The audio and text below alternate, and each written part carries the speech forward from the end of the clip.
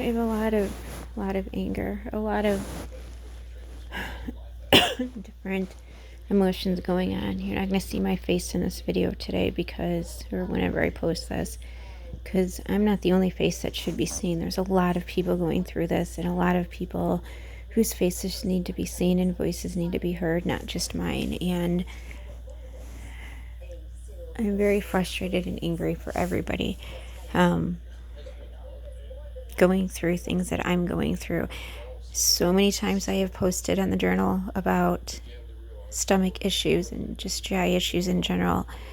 And I've posted on there how so many people in my situation are having the same or similar issues. I've also posted on there that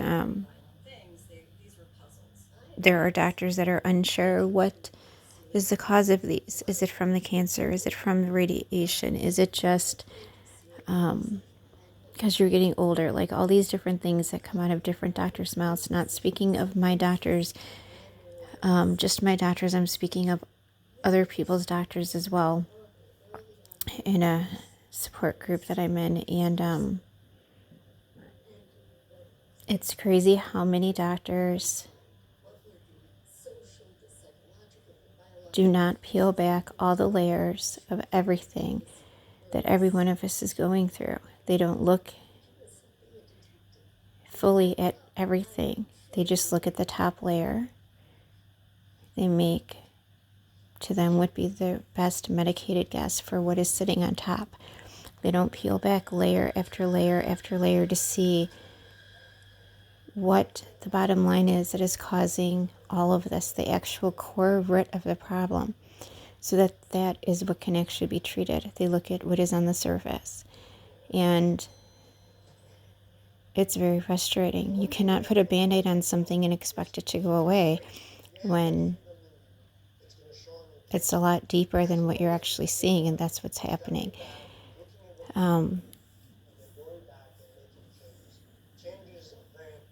It's very frustrating. And to be bounced from doctor to doctor to doctor because not one doctor has an answer.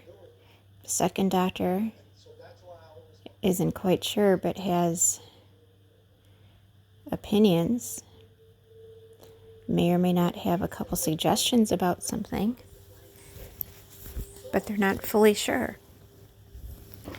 Diet change, rest, sleep, but then you have others that tell you to stay active. Some that say take a probiotic, some that say they're not sure you need a probiotic. Do you need a prebiotic? Does it have to be a cold probiotic? They're not sure what to take. Maybe you need to see a nutritionist. Maybe you need to see a dietitian. Maybe it's just you. Maybe you were just gaining a lot of weight. Maybe what this different things are with the GI aspect that all of us are going through.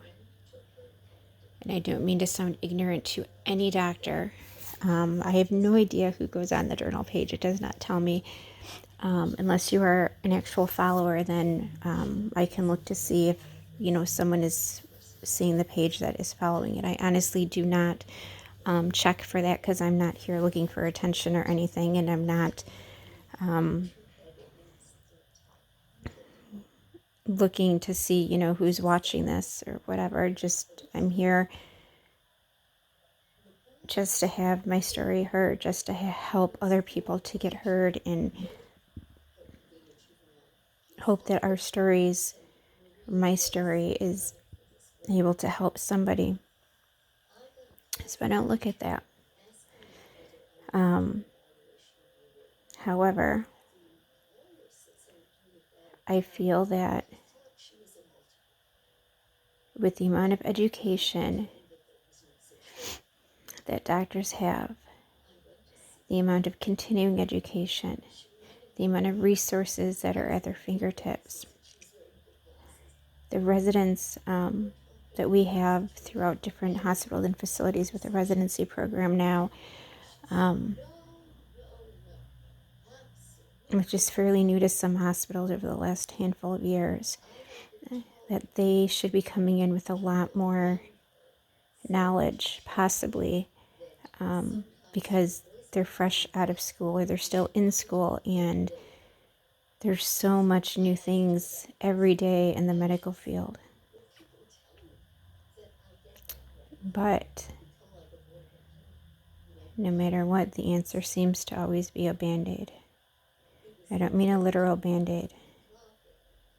I mean a get rest or exercise or watch what you eat to lose weight, or a probiotic. Band-Aid when it comes to the GI issues that we go through. It changes so much inside of you.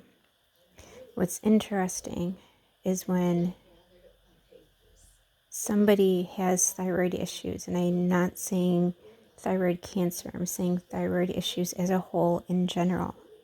There is a possibility that someone can develop SIBO. It is spelled SIBO if you want to look it up. I do have, I think, very minimal information on my journal about it, because again, I'm not a doctor and I don't want to put wrong information on there about things, but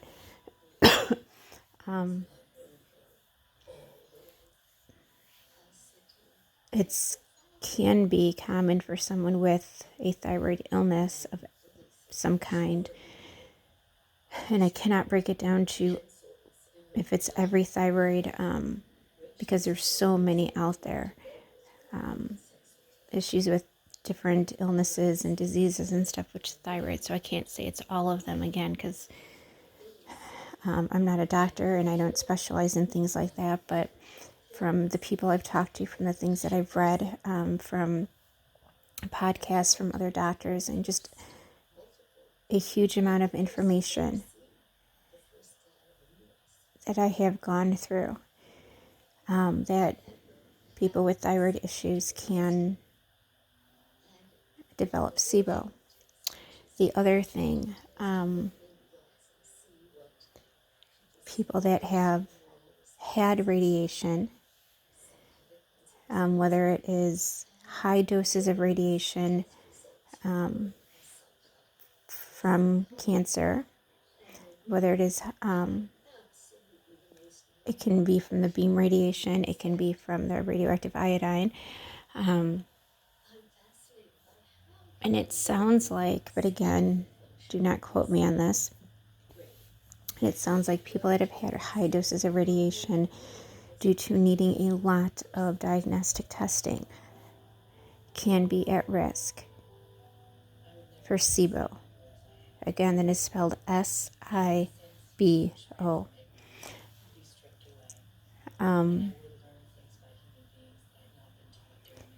What's interesting is in the beginning of all this, my whole life, my labs have always been fine. I've never had digestive issues. I've never had GI issues. I've never had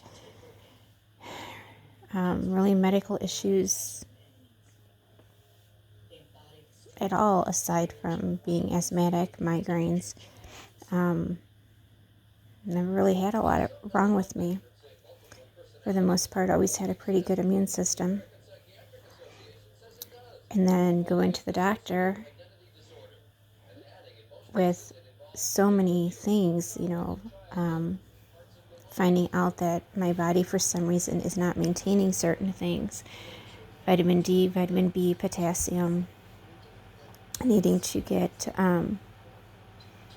iron infusions, needing to get vitamin B injections. Again, these are common things that a lot of people have to deal with, that also can happen sometimes with age, with diet, just a lot of things. But it was weird that so many things, all at the same time, I'm going through with so many different things my body's lacking and not maintaining, no matter what we were doing. What's interesting about that is at that time I was not having, that I was aware of, all these GI issues. And that's part of SIBO, is that with that sometimes you do not, and I say sometimes because again,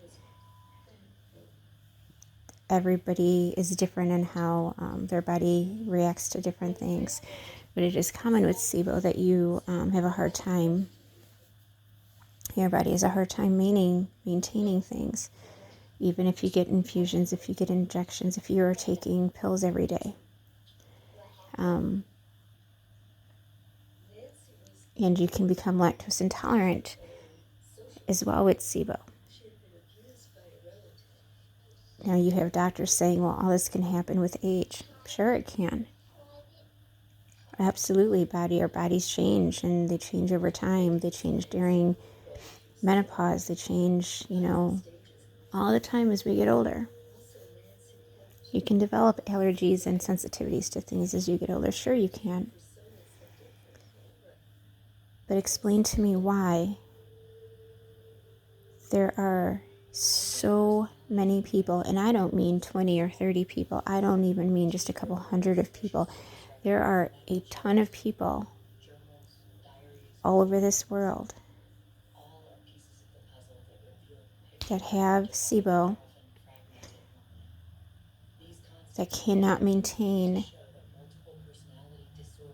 levels that need to be maintained, like their vitamin D, potassium, etc., that are having so much stomach issues with bloating and weight gain and the pain and the uncomfortableness and swallowing issues. Why are we all having problems with swallowing? Why are we having so many digestive issues? Why are there no answers to get to the bottom of this? Why is there no preventative medication for this? Why is there no maintenance medication for this? And why are so many of us told we can't guarantee it is because of A, B, C, and D? Okay, I understand that you need to cover your ass. You cannot tell us 100% why this happened and why we're dealing with this. But you can peel back the layers. You can look at it. You can look at the research.